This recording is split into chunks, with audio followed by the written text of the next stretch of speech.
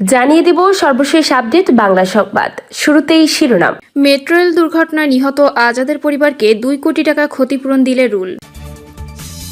এদিকে মহেশপুরে জামায়াত বিএনপির সংঘর্ষ, আহত 6।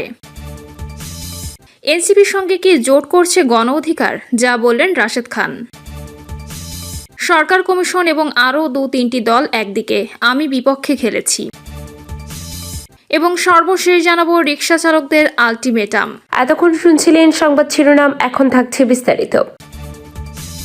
মেট্রো রেল দুর্ঘটনায় নিহত আজাদের পরিবারকে 2 কোটি টাকা ক্ষতিপূরণ দিতে রুল। রাজধানীতে মেট্রো রেল থেকে খুলে পড়া বিয়ারিং প্যাডে নিহত পথচারী আবুল কালাম আজাদের পরিবারকে 2 কোটি টাকা ক্ষতিপূরণ কেন দেওয়া হবে না, এ মর্মে রুল জারি করেছেন হাইকোর্ট। একই সঙ্গে মেট্রো রেলের সার্বিক নিরাপত্তা ও দুর্ঘটনার কারণ অনুসন্ধানে একটি বিশেষজ্ঞ কমিটি গঠন করে 30 দিনের মধ্যে প্রতিবেদন দিতে নির্দেশ দেওয়া হয়েছে। বিচারপতি ফাহমিদা কাদের ও বিচারপতি আসিফ হাসান সমন্বয়ে গঠিত হাইকোর্ট বেঞ্চ এই আদেশ দেন।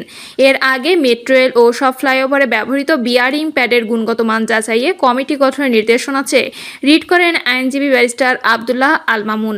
রিট আবেদন করা হয় রাজধানীর মেট্রোপলিটন ও ফ্লাইওভারে ব্যবহৃত বিয়ারিং প্যাডের মান ও নিরাপত্তা যাচাই করা জরুরি, কারণ এগুলো ত্রুটির কারণে যে কোনো সময় প্রাণঘাতী দুর্ঘটনা ঘটতে পারে। আদালত রিটের প্রাথমিক শুনানি শেষে রুল জারি করেন এবং বিশেষজ্ঞ কমিটিকে 30 দিনের মধ্যে প্রতিবেদন দাখিলের নির্দেশ দেন। গত রোববার ফার্মগেট এলাকায় মেট্রো রেলের নিচ দিয়ে হাঁটার সময় ওপর থেকে খুলে পড়া বিয়ারিং প্যাডের আঘাতে গুরুতর আহত হন পথচারী আবুল কালাম আজাদ। মাথায় আঘাত পেয়ে ঘটনাস্থলে তিনি রক্তাক্ত অবস্থায় পড়েন। স্থানীয়রা দ্রুত তাকে হাসপাতালে নিয়ে গেলে চিকিৎসক মৃত ঘোষণা করেন। মহেশপুরে জামায়াত ও বিএনপির সংঘর্ষ, আহত 6। ঝিনাইদহের মহেশপুরে বিএনপি ও বাংলাদেশ জামায়াতে ইসলামের কর্মীদের সঙ্গে সংঘর্ষের ঘটনা ঘটেছে। এদের উভয় পক্ষের অন্তত 6 জন আহত হয়েছেন। উপজেলা জামায়াত মহেশপুর থানায় লিখিত অভিযোগ দায়ের করেছে। সংঘর্ষটি ঘটেছে বিকেল 6টার দিকে উপজেলার যাদবপুর বাজারে, যখন জামায়াতের গণসংযোগ চলছিল। লিখিত অভিযোগপত্রে যাদবপুর গ্রামের আফসার আলীর ছেলে আশরাফুল, মন্টু মিয়ার ছেলে সফর আলী, সবুজ মিয়া, সাইদুল ইসলাম, রেজাউলের ছেলে হাসান আলী সহ আরও অনেকে রয়েছেন। স্থানীয় সূত্রে জানা যায়, গণসংযোগ শেষে মাগরিবের নামাজের পর জামায়াত ও বিএনপি কর্মীদের মধ্যে কথা কাটাকাটি হয়। এক পর্যায়ে উভয় পক্ষ লাঠিসোঁটা নিয়ে সংঘর্ষে জড়িয়ে পড়ে। এতে উভয় পক্ষের অন্তত 6 জন আহত হন। আহতদের স্থানীয়রা উদ্ধার করে মহেশপুর উপজেলা স্বাস্থ্য কমপ্লেক্সে ভর্তি করে। মহেশপুর উপজেলা জামায়াতের আমির ফারুক আহমদ বলেন, যাদবপুর বাজারে গণসংযোগ শেষ করে মাগরিবের নামাজে যাচ্ছিলেন আমাদের নেতাকর্মীরা।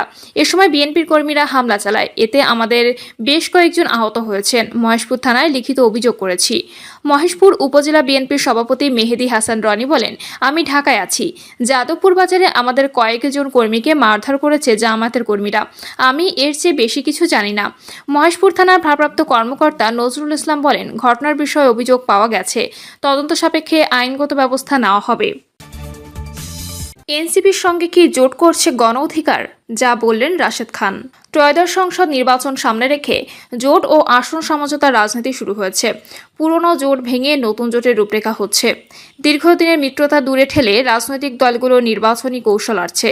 রাজনৈতিক মহলে গুঞ্জন তরুণদের নিয়ে গড়া জাতীয় নাগরিক পার্টির সঙ্গে জোট করছে গণ অধিকার পরিষদ। এই গুঞ্জনের সত্যতা কতটুকু? জাতীয় নাগরিক পার্টির নেতৃত্ব গণ অধিকার পরিষদ জোট করবে, এমন সংবাদ শতভাগ মিথ্যা বলে দাবি করেছেন গণ অধিকার পরিষদের সাধারণ সম্পাদক রাশেদ খান।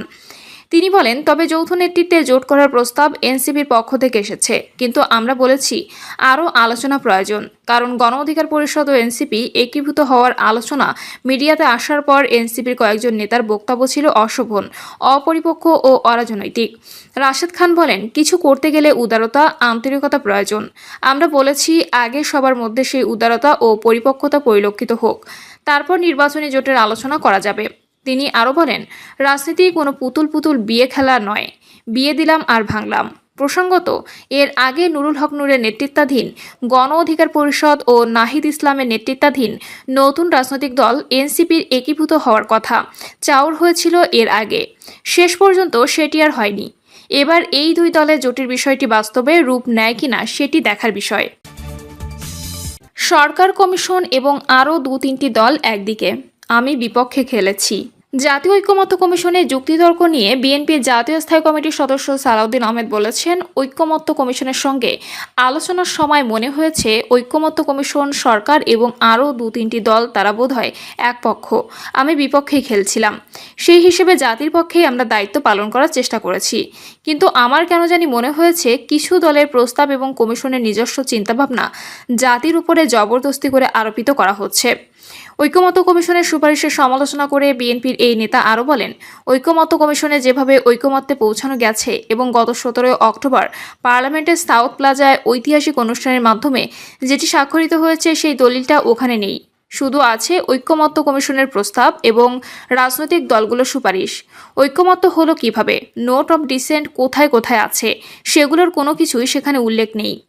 সেমিনারে বিএনপির আন্তর্জাতিক বিষয়ক উপকমিটি এবং বিভিন্ন কূটনীতিকরা উপস্থিত ছিলেন। রিকশা চালকদের আলটিমেটাম। সিলেটে প্রশাসনের নিষেধাজ্ঞা প্রত্যাহার সহ 11 দফা দাবিতে সড়ক অবরোধ করেন নিষিদ্ধ ব্যাটারি চালিত রিকশা চালকরা। সন্ধ্যা 6:30টার দিকে 4 দিনের আলটিমেটাম দিয়ে সড়ক ছেড়ে দেন তারা। আগামী 2রা নভেম্বর পর্যন্ত সময়সীমা বেঁধে দিয়ে শ্রমিক নেতারা ঘোষণা দেন, এর মধ্যে দাবি না মানলে পরিবার পরিজন নিয়ে প্রতীকী অনশন করবেন তারা। এর আগে সকাল থেকে নগরের প্রধান সড়কগুলোতে অবস্থান নিয়ে হাজারো চালক আন্দোলনে অংশ নেন। হাতে লাল কাপড়, মুখে ক্ষোভ নিয়ে দিনভর রাজপথ দখল করে রাখেন তারা। এতে চৌহাট্টা, জিন্দাবাজার, বন্দর বাজার সহ বিভিন্ন এলাকায় যানজট সৃষ্টি হয়। সাধারণ মানুষকে পড়তে হয় চরম ভোগান্তিতে। এ সময় নিরাপত্তা পরিস্থিতি নিয়ন্ত্রণে রাখতে চৌহাট্টা এলাকায় সেনাবাহিনী ও বিপুল সংখ্যক পুলিশ মোতায়েন করা হয়। তবে কোনো অনাকাঙ্ক্ষিত ঘটনা ঘটেনি বলে জানিয়েছে পুলিশ। শ্রমিকদের দাবি, ব্যাটারি চালিত রিকশা নিম্ন আয়ের মানুষদের জীবিকার একমাত্র ভরসা। প্রশাসনের আকস্মিক সিদ্ধান্তে প্রায় 30,000 পরিবার অনিশ্চয়তায় পড়েছে। তারা অভিযোগ করেন, কোনো বিকল্প কর্মসংস্থানের ব্যবস্থা ছাড়াই জীবিকার পথ বন্ধ করে দেওয়া অমানবিক। 11 দফা দাবির মধ্যে রয়েছে ব্যাটারি চালিত রিকশার নিষেধাজ্ঞা প্রত্যাহার, আটক যানবাহন ফেরত দেওয়া, চার্জিং পয়েন্টে বিদ্যুৎ সংযোগ পুনঃস্থাপন, লাইসেন্স ও রেজিস্ট্রেশন ব্যবস্থা চালু করা, চালকদের হয়রানি বন্ধ করা, বিকল্প কর্মসংস্থানের নিশ্চয়তা দেওয়া।